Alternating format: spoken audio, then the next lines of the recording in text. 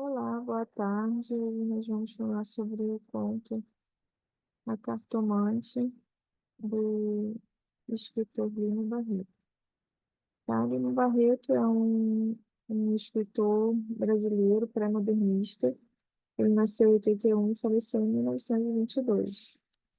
Ele é um escritor que sentiu na pele a exclusão social, né, devido à sua origem, né? Ele é descendente de escravos. Além disso, sofreu também com alcoolismo e enfrentou alguns problemas de saúde, né? Ele já foi então internado em um hospício uma vez, mais uma vez. Como foi dito, ele é um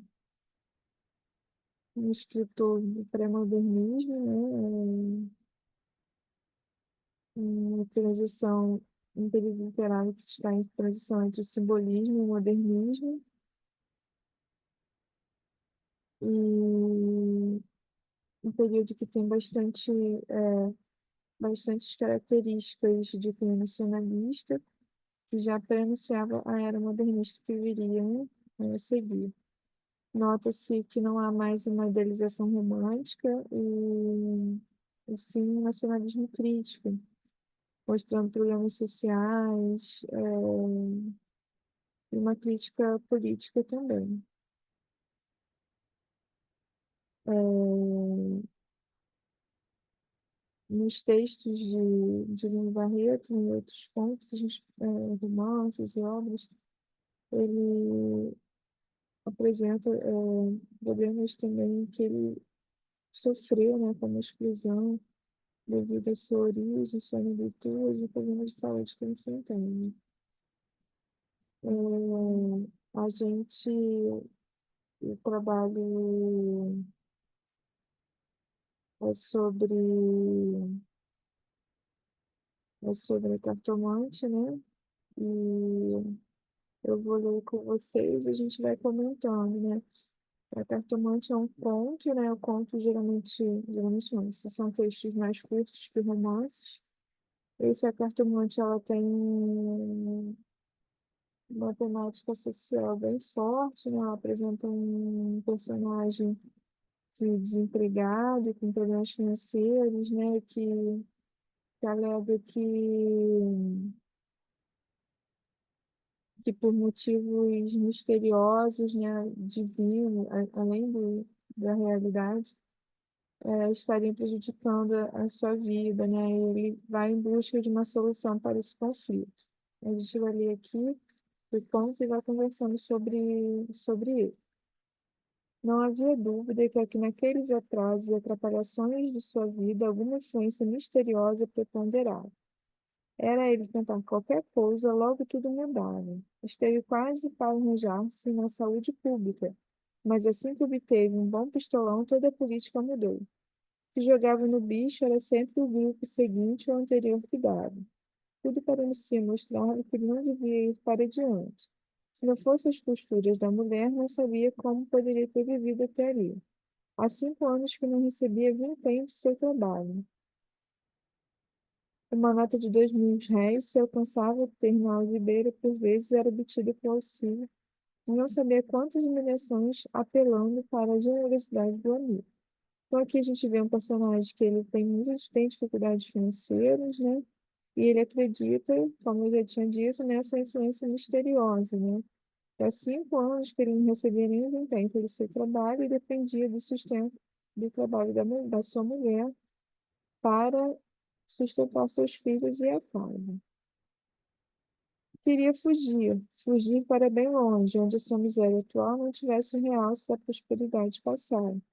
Mas como fugir? Onde havia de buscar dinheiro que o transportasse a ele, a mulher e aos filhos? Viver assim era terrível, preso à sua vergonha como uma calceta, sem que nenhum código e juiz tivesse condenado. Que martírio! Então ele se considerava um verdadeiro martírio, né? Porque ele não conseguia prosperar, na sua vida, né? A certeza, porém, de que todas as suas infelicidades vinham de uma influência misteriosa, deu-lhe mais alento. Se era coisa feita, havia de haver por força quem a desfizesse. Acordou mais alegre, e não só falou à mulher alegremente, era porque ela já havia saído, pobre de sua mulher, avilhentada precocemente, trabalhando que nem uma moura doente, entretanto a sua fragilidade transformando-se em energia para manter o casal. Então, ele considerava que a sua infelicidade era uma influência misteriosa.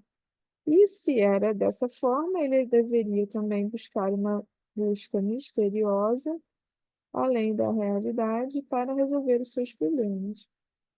Ele saía, virava a cidade, trazia costuras. Ela saía, a mulher, né? Saía, virava a cidade, trazia as costuras, recebia dinheiro, aquele angustioso lá ia se arrastando, graças aos esforços da esposa. Bem, as coisas iam mudar. Ele iria a uma cartomante e havia de descobrir a quem que atravessava sua vida. Saiu, foi à venda e consultou o jornal. Havia muitos videntes, espíritas, teósofos, anunciados, mas simpatizou com uma cartomante, cujo anúncio dizia assim: Madame Dada, sonâmbula extralúcida, deita as cartas e desfaz toda espécie de feitiçaria, principalmente africana. E aí o endereço. Não quis procurar outra, era aquela, pois já adquiriu a convicção de que aquela sua vida vinha sendo trabalhada pela mendiga de algum preto mino, a soldo de seu cunhado Castrioto, que também jamais vira com bons olhos o seu casamento com a sua irmã. Então ele ainda reafirmava que a sua má sorte era alguma mendiga que tinham feito para ele, né? E que seria reforçado pelo seu cunhado, que não gostava do fato deles terem se casado. Continuando o conto, né, arranjou com o primeiro conhecido que encontrou o dinheiro necessário e correu depressa para a casa da Madame Dandar. O mistério ia desfazer-se e o malefício ser cortado. A abastança voltaria à casa, compraria um terno para o José, umas botinas para Alice, a filha mais moça, e aquela cruciante vida de 5 anos havia de lhe ficar na memória como um passageiro pesadelo. Pelo caminho, tudo lhe sorria, né? Ele achava que ia resolver todos os seus problemas porque ele iria agora finalmente a uma cartomante que iria lhe dizer o que fazer. Era sol muito claro e doce, um sol de junho. Eram as fisionomias risonhas dos transeuntes e o mundo que ali lhe parecia mau e túrgido. Repentinamente lhe surgia claro e doce. Entrou, esperou um pouco com o coração a soltar do peito. A consulente saiu e ele foi afinal à presença da pitonisa. Era sua mulher. Então, assim, a gente vê, né, que ele vai a esse encontro dessa cartomante na busca pelas suas respostas, pela sua salvação. E quando ele vê quem era sua mulher. Era a forma como ela estava levando o sustento para casa.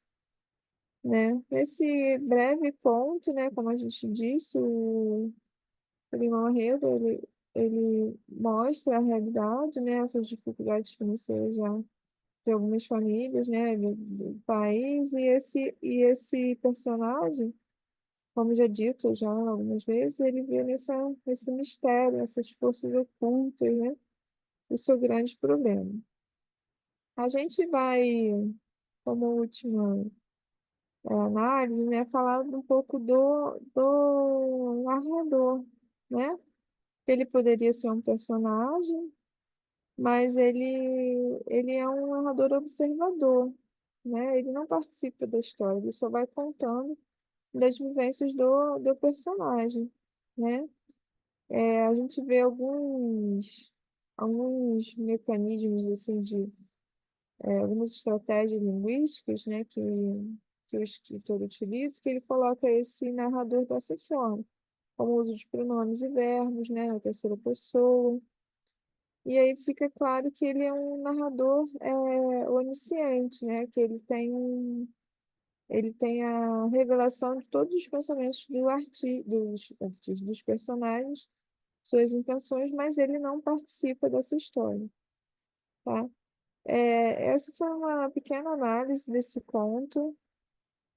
E, como dito, né, esse narrador ele é um observador, ele não é um personagem, ele é um onisciente. E aqui, por final, a gente coloca a referência bibliográfica, né, que foi consultada. E por hoje seria só esse. Obrigada, até a próxima.